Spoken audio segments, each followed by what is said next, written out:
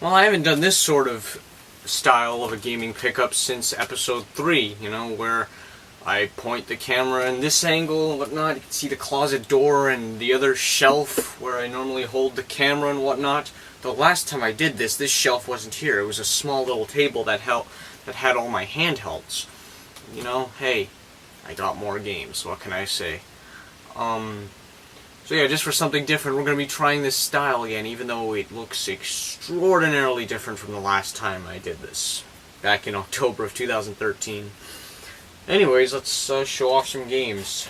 Here we have Kawasaki Caribbean Challenge on the Super Nintendo. Let me show you the cartridge here. Unfortunately, the top is a little discolored. Let me see if you can actually see that.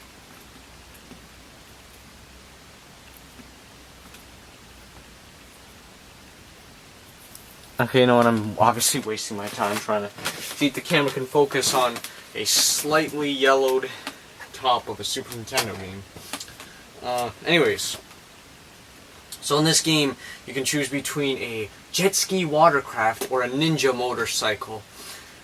It's a top-down racer, you race around in the Caribbean. It's very average, nothing horrible, nothing terrific, it's one of those things. It doesn't even stand out like some other Super Nintendo racers would.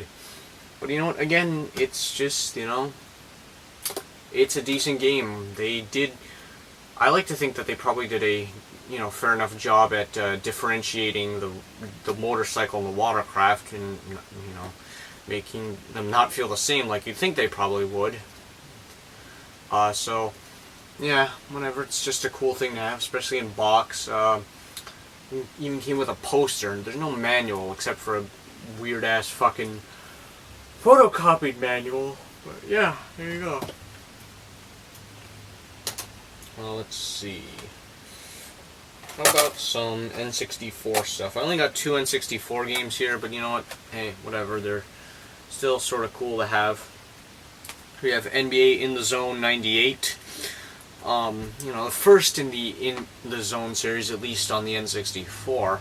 And, well, this is actually not too bad of a game. I actually had fun with it. I played it, played enough to win one game, just barely, like it was like a 55-54, so, yeah, just barely won it. But you know what, it was pretty fun. I liked it, actually, so, cool to have, a quality sports game. And then we have a bit of a more known one, I guess, Wayne Gretzky's 3D Hockey. Wayne Gretzky definitely had a fair amount of games, He had an NES game, which wasn't very good at all. He had a Genesis game, he had 2 N64 games, and I think he even had a PSP game. So how's this? Well, I believe this was originally an arcade game, I think. And, well, as you may know, this is a very fast-paced, arcade-like hockey game, in the vein of like NBA Jam or NFL Blitz, kind of like that, except applied to hockey. How is it? It's pretty fun. It doesn't have a ton of substance, I feel, but that doesn't mean it isn't fun. It is a very fast-paced, well-made game, Yeah, I don't know what much else to say about it, other than, this cartridge could have been in better shape. Yeah. Might be worth tracking down. Get this, along with NHL 99 on the N64. Alright, how about some more modern stuff? For the Nintendo Switch, I have BlazBlue Cross Tag Battle. Now, as some of you may know, this game is, has some controversy behind it in the sense of the fact that half the fucking roster is DLC. And, well, there's one of two reasons why this is the case. Maybe it's both, or really it's probably the next reason. The first reason you could potentially say, although I don't think this is the case, is that the reason why half this game was DLC, or half the roster was DLC, is that they wanted this game to be out in time for EVO. Though I seriously doubt that's the fucking case. Or the more likely of two cases, Arc System Works are being a bunch of greedy fucktards and fucking dumbass idiot pieces of shit contributing to this horrific fucking DLC apocalypse that is plaguing so many goddamn games by the fucking second and just ruining them all the goddamn time, or really putting a huge hindrance on them. And this is yet another fucking case of that. Which, god fucking damn it. Yes, I know I swore a lot, but you know, it absolutely has to be said. This whole thing fucking warrants it. Anyways, putting that aside, what about the game itself? Well, I've never played a BlazBlue game ever, you know, much less owned one. So this is interesting to have, and even though I've never played one before, I have, you know, a somewhat of an idea, I guess, you know, because other games by Arc System Works, like Arcana Heart 3 and Aqua Plus Dream Match, both for the PS3, I played the fuck out of those games. I fucking love those games. So you know what? I kind of almost had an idea just going into this, I guess, or really if I played any other BlazBlue game. This game, you know, of course, is a fucking crossover thing with, you know, BlazBlue, Persona 4 Arena, Ruby and Undernight Inbirth or whatever it was. Yeah. Well, and of course, you know, you got your 2 versus 2 tag battle thing, you know, that's seen before in like the Marvel vs. games and whatnot. It's said that the gameplay mechanics of this game have been simplified compared to other BlazBlue games, so that's one thing. Because of course this is the Switch version, you're able to play with the GameCube controller, so that's actually pretty fun, you know, because I could not imagine playing this game with the Joy-Cons. The main thing that really drew me to buying this, though, was the online. I thought it would have been fun to mess around with that, you know, join in a relevant community and a relevant online game, you know. I thought that would have been fun, and it was fun, even though I can't play for fucking shit to save my life or anything like that. I still have a lot of fun playing this online, you know. Maybe that's the best way to get good, is to, you know, go and fucking, like, go in the toughest way you can by facing people who are objectively better than you. Also, this game, it fucking fell out. Great. Didn't even open it that hard. Came with, you know, a little mini soundtrack, so that's cool. Well, yeah, the game's still on my Switch.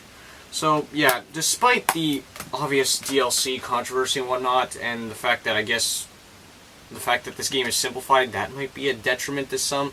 Despite all that, I still had a lot of fun with it, and I certainly don't regret the purchase, but I don't think I can be fucked to actually pay for the other characters. Even if the Ruby characters are in this game are free, it's like, fuck off, Arc System Works, you fucking, you know, dickheads. Alright. What else do we got here? Got Sonic Mania Plus for the PS4. Now, of course, Sonic Mania, very big game and whatnot, you know. Like, everyone's hyping the fuck out of it, everyone loves it, and for good reason. Sonic Mania is a really good game. It's just that I wasn't gonna buy it initially at first because it was download only. In fact, I remember when that game was first fucking announced, shortly after I started having really like doom and gloom thoughts because I knew it was gonna be digital only. And well, unfortunately, I was fucking right. Until here we are all this time later where it finally got a physical release. But imagine the fucking people who, you know, like bought the game right away because they wanted to play it. And then when this came out, it's like, what the fuck? Why wasn't Sonic Mania, like, physical in the goddamn first place? Like, what the fuck? I'm glad it happened, so you know what? I'm not gonna go on that rant too much. Now, of course, Sonic Mania Plus adds an encore mode, and, you know, the biggest one for me, of course, is that it adds, and for lots of people, I guess, is that it adds Mighty and Ray as playable characters, which, who would have ever seen that coming? I mean, you know, I don't think Sega themselves would have done that, because, I mean, this game wasn't made by Sega, it was made by Christian Whitehead, you know, a group of people closely associated with Sega, but not Sonic Team or anything like that. I don't think they would have brought back Mighty and Ray in any capacity. But you know what? Here they are. Mighty doesn't climb walls like he did in Knuckles Chaotix, which is, you know, unfortunate. And And Ray, well, kind of like the cape from Mario World, though not quite, at least from what little time I've spent with him. I beat the game once as Sonic and Tails. I did not get all the Chaos Emeralds, but I'll say this much. I am going to definitely look forward to playing the fuck out of this. Like, probably getting the Chaos Emeralds as all the characters, beating the game multiple times, exploring the levels, like, as much as I can, just like I did with Sonic 3 and Knuckles. Because, yes, Sonic Mania is truly a fantastic game. I really wish that more of the zones were original, like, not, because most of the zones in this game are from, Sonic 1, 2, 3, or Sonic CD. And even though they're not the same, they're different levels and given a fresh coat of paint and whatnot, it's still like, come on, guys, have another, like, original level or two in here. It won't hurt.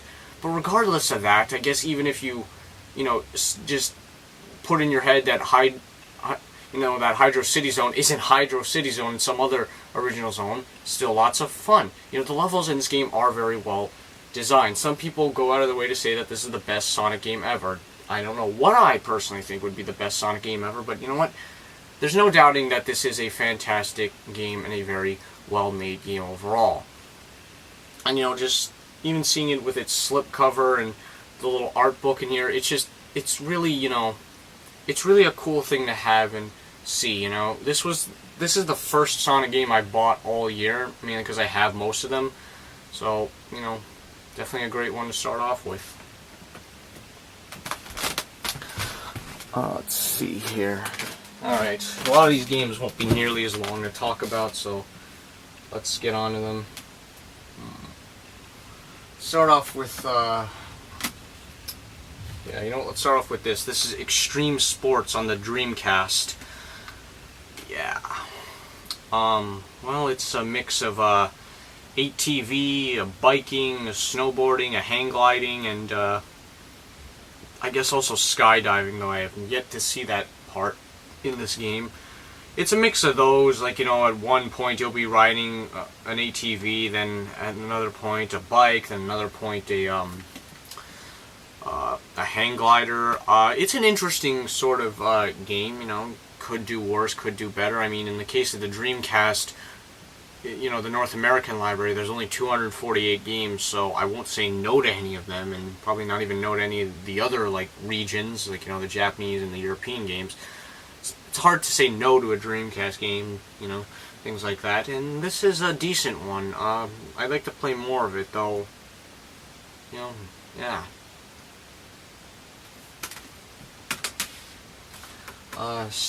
We have a Japanese Sega Saturn game.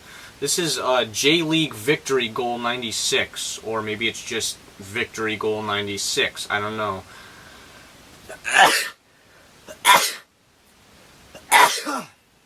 Oh, God.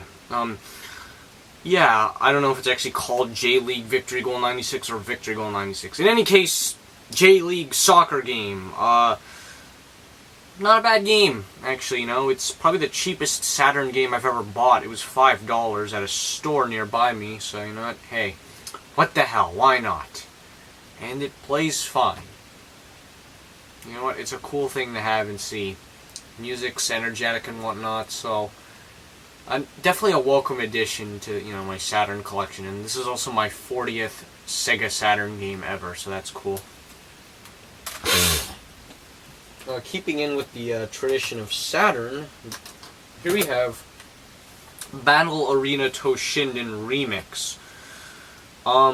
This is special to me in the sense that, like, I haven't bought a fighting game for the Saturn since Fighters Megamix, when I got that back in May of 2014. And even then, the only other fighting game I have besides this Fighters and Fighters Megamix is Fighting Vipers. So this was very exciting to get.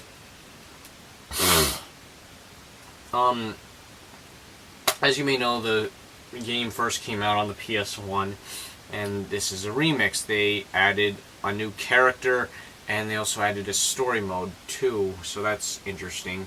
I guess with that in mind, this would be the better version of the game, but the game itself, well, it's stiff and clunky and odd. I mean, there's definitely worse fighting games out there, but you know what, it's like, I don't know. I don't know about this one, man. It's just, I got some amusement and entertainment out of it, like, you know, I don't think like, oh my god, this is a horrible fucking game or anything, but I don't know, man. It's just, like, a lot of the buttons just seem to just, like, roll around and strafe from what I've noticed, and again, like I said earlier, it's very clunky and odd, you know, to, like, play and control and whatnot. I don't regret buying it, that's for sure. You know, it's amusing, and I'll probably play it there some more, but I don't know, man. I really don't know. But hey, I'm nice to have another Saturn fighting game. I would like to get Galaxy Fight and maybe even Last Bronx at some point. Alright, well, while we're still on the Sega side of things... Oh, damn. How about NBA Jam Tournament Edition for the Game Gear? Well, as we know, NBA Jam is, of course, a very beloved game. I guess maybe the same could be said for Tournament Edition, or maybe some of the other NBA Jams. But yeah, here it is, randomly on the Game Gear. I'm sure people would be talking about, like, say the Super Nintendo NBA Jam Tournament Edition. The Game Gear one, man. This is where it's at. Maybe some people grew up on this one. I don't know. It's just, there's always just something amusing about seeing Game Gear and Game Boy versions of Genesis or Super Nintendo games, especially when it comes to popular ones like this, because, hey, like I said earlier, NBA Jam's a loved game, and I'm sure NBA Jam Tournament Edition's a loved game. And I'm sure people out there who love the shit out of NBA Jam Tournament Edition probably played this out of sheer curiosity. And, well, you know, I guess it's about what I expected. Basketball on the Game Gear, not as good, but maybe not terrible, though I have a feeling the Game Gear could probably do a little better when it comes to a basketball game. I don't know. Alright, for the original Game Boy, I've got Double Dragon, which, this is a cool thing to have. I wanted this because, like, I was always under the impression that this would have been much better than the NES Double Dragon. And, well, yeah, I really do think it is. You know, it seems like it'd be an easier game to beat. I haven't beaten it yet, but you know what? We'll put the effort in, get it done. It doesn't have that stupid leveling up system like the NES Double Dragon did. And just overall, playing this game, I feel like I can get more into it. You know, going around, like, punching and kicking the enemies. It just, the action, just... and gameplay, it feels more smoother and just somewhat more enjoyable to play and to practice than the NES version ever was. You know, like, even the Atari Lynx version of Double Dragon is better than the NES version of Double Dragon, you know, it's just, that's something. You know what, not a bad game at all, definitely, you know, it's also definitely better than Double Dragon 2 and 3 on the Game Boy, so, yeah. Here we have two Game Boy Color games, both kind of in the same vein. We have Spider-Man and Spider-Man 2: The Sinister Six. Games I haven't played a ton of. I mainly got them, you know, they seemed fun and entertaining enough. You know, I definitely want to do a watch us play on these. And, like, I will say I like this one a lot more. I remember I watched Pete Dorr, you know, stream this on Twitch, and I remember enjoying the music and just how fun of a game it looked. And I played more of this than I did this, and I kind of got into it more. I kind of saw what they were doing with it, you know. Beat the first stage against Magneto and whatnot. The second one, I mean, the first one seems like it's a bit more maze-like. It doesn't seem like it's as straightforward of a game, which, even keeping that in mind, I'm sure it's probably still a fine enough game, but I don't know, man. Something just really speaks to me about the second one. Just a really cool little game overall. Though who knows, maybe they're both worth your time. You can get them relatively cheap, and you know, hey, they're definitely more standout licensed Game Boy Color games. I think any Spider-Man game would stand out for the basis of the fact that it's Spider-Man, you know? Here we have some Game Boy Advance games. This one was actually free. Philippe gave this to me. This is Monster Trucks Mayhem, which, well, it's a racing game, as you would imagine, and, well, it runs very choppy with its frame rate and whatnot, and because of how fucking slow it is, it can, be like, wow, what the hell. It doesn't seem like it controls bad, but, I'm not even sure if this is a full-out 3D Game Boy Advance game, say like Driver 3 or Super Monkey Ball Jr., but yeah, it's a thing, and it was free. You also only have like one racetrack to start off with, so that's fucking phenomenal.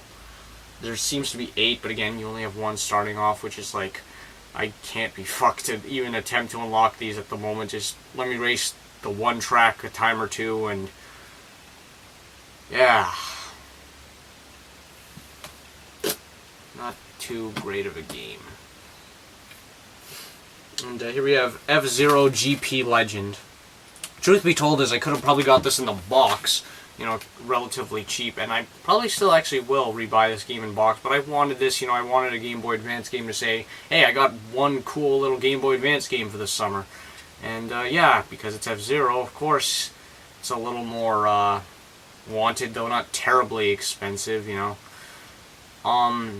As far as it goes, 2D F-Zero goes, it seems to be pretty good, based off of the F-Zero anime and whatnot. It seems to have a little more, like, soul put into it than F-Zero Maximum Velocity, though I will say the music sounds a little more muffled and, yeah, muffled, I guess, than Maximum Velocity. Cool game, I've had some fun with it, it doesn't seem like it's too tedious to get around corners, like there's not some absurd, aggravating 90-degree turns and whatnot. Like, the original F-Zero had many of those. I mean, the original F-Zero, don't get me wrong, it's still a great game, it's still a classic, still a very fun game to this day, but, again, it could have used at least 1 or 2 less 90-degree turns, but still fun, still a challenging game for sure. And as for this, again, it's pretty good. I mean, if you have even the slightest interest in it, I'd say go for it.